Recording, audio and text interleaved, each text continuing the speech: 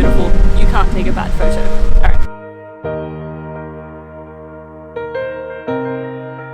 This is honestly like every Eden Blyton book and Wind in the Willows story I read growing up will come to life.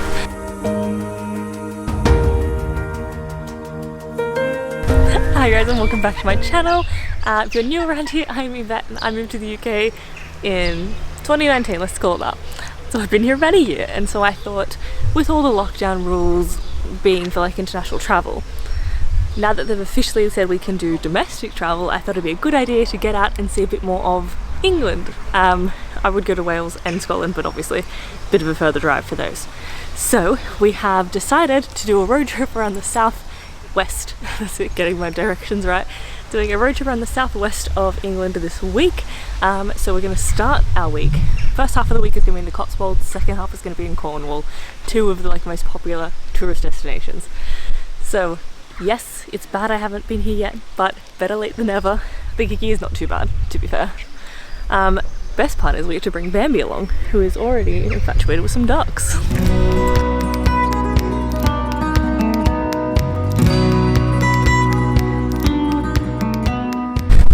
in this video I'm going to give you the top places to visit in the Cotswolds as tested by me. So we're starting our day off in Burton-on-Water, which is famous for the arches over the little canal, I guess, but it's quite short. Don't know what you call it, body of water of some kind, which is kind of like the reason it's heaps unique. And all the houses are amazing. The Cotswolds lives up so far. It's like actual storybook beauty. I'm so into it. We're already trying to pick out our house we want to live in.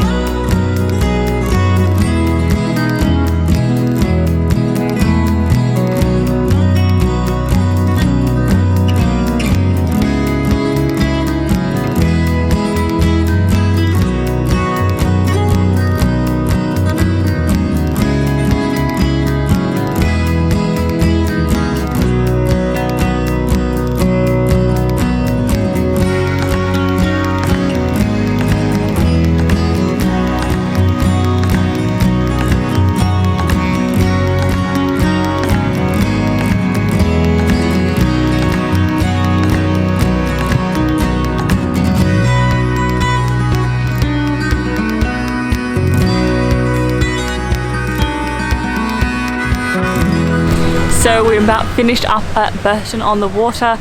So I will say that if you're coming after July 4th, everything is open from what I can see.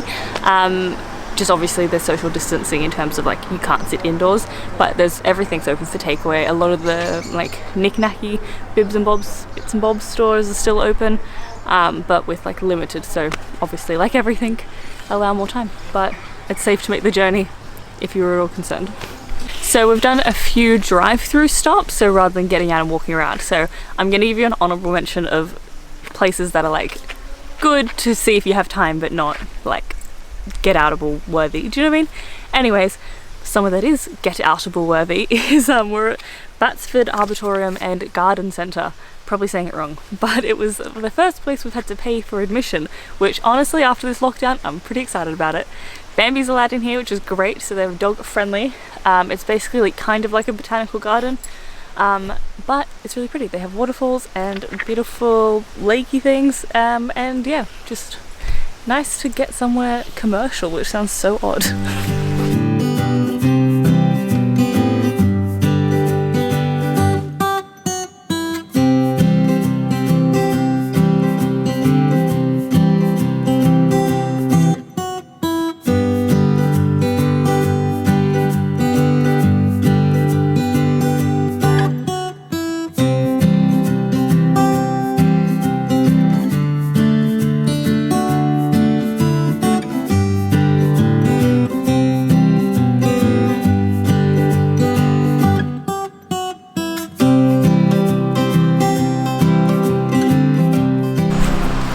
So the Boreum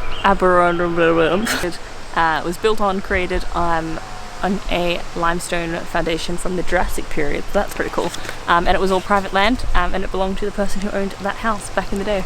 And then they have sold off the grounds. That's why it's like more of I would say it's not part of National Trust, but that kind of thing. But someone still lives there. Isn't that crazy? Like living in that house, like Downton Abbey, in this day and age, that would be the best place to lock down and self-isolate. So we are at this kind of tree stump thing in the Japanese tree house, which is really cool. So what they've done is they've used the rings of the tree to provide all these dates and relate it to like real life events that have happened. You got rings of the tree that go out as you get further on, and this is when they start. So this is the furthest back, and all the way down here is the most modern day. So it was planted in 1750, and all these events happened, such as World Wars, Queen Elizabeth being crowned, and this last ring is when the tree was felled in 1975. Cool.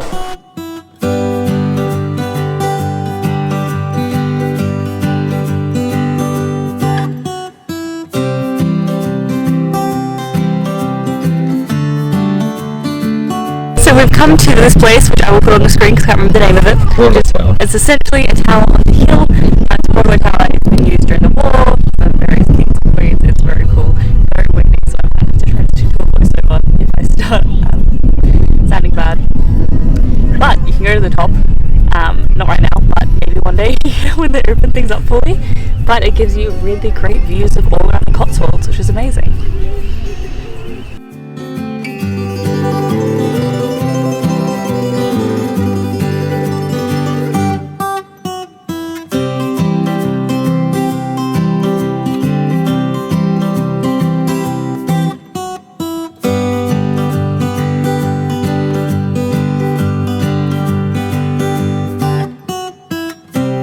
Is day 2. We have gotten up quite early and come to Castle Coombe. Probably saying it wrong, you can all tell me in the comments. But the reason I want to come here is because it's like the iconic shot of the Cotswolds, but you do get a bit of cars, so you need to get here early to get a good shot. But we've got our Instagram shots, so that's all that really matters. And I'm going to give Bambi a photo shoot while we explore. It is at the southern point of the Cotswolds, so it does take a bit to get here if you're not down here. Good intel. But yeah, it's not as big as I thought it would be, to be honest. Like thinking it's like the iconic one, I thought it'd be more of a major city, but it's not. But that's what makes the Cotswolds so great. So they're all little villages.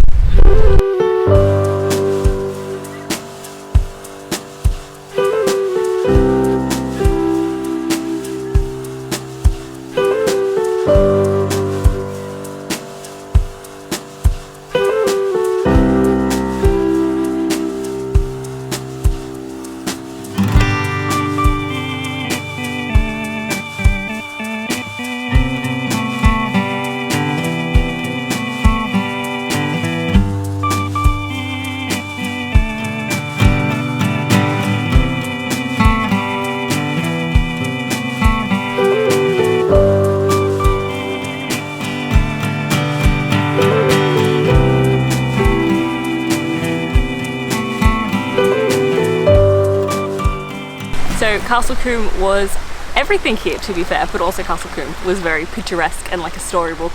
This is honestly like every Eden Blyton book and Wind in the Willows story I read growing up will come to life. But we are at our next stop, which is 100% should be on your list, and is Bilberry. It is a little village. It has swans, it has canals, it has cottages, it has trout farms if you're into that. Very picturesque, everything here is beautiful. You can't take a bad photo. Alright, stop.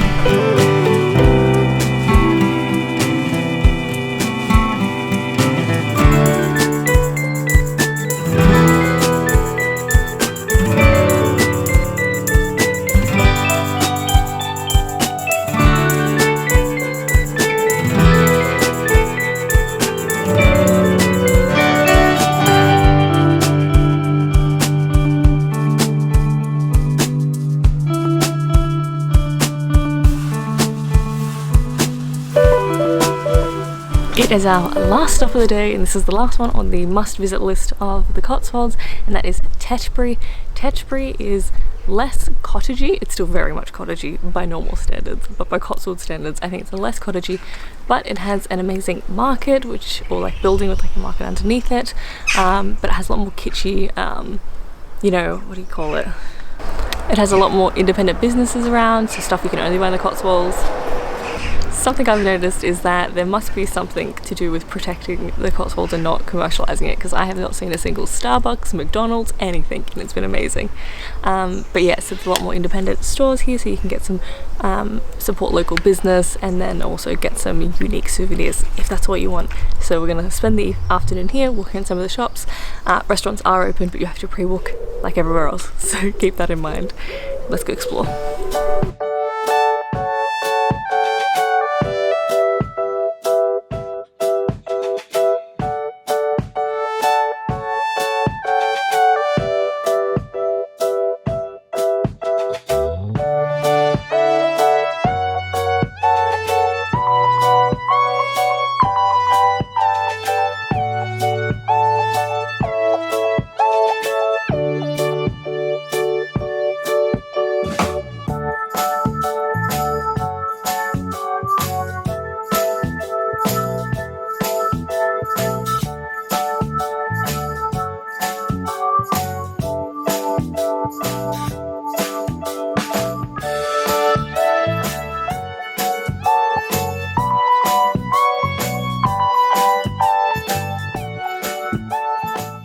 In the centre of town there is a underground market, and it changes every day. So yesterday was baskets, today is plants. I'm sure there's a fresh food market, maybe some homewares, who knows.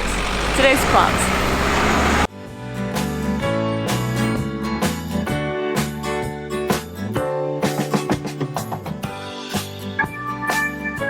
So that is it. This is the end of the Cotswolds portion of this road trip. So I hope you enjoyed this one and that you could get some good ideas of where to go for your Cotswold adventures, because now we're all going to be traveling in the UK because we can't really do international too easily.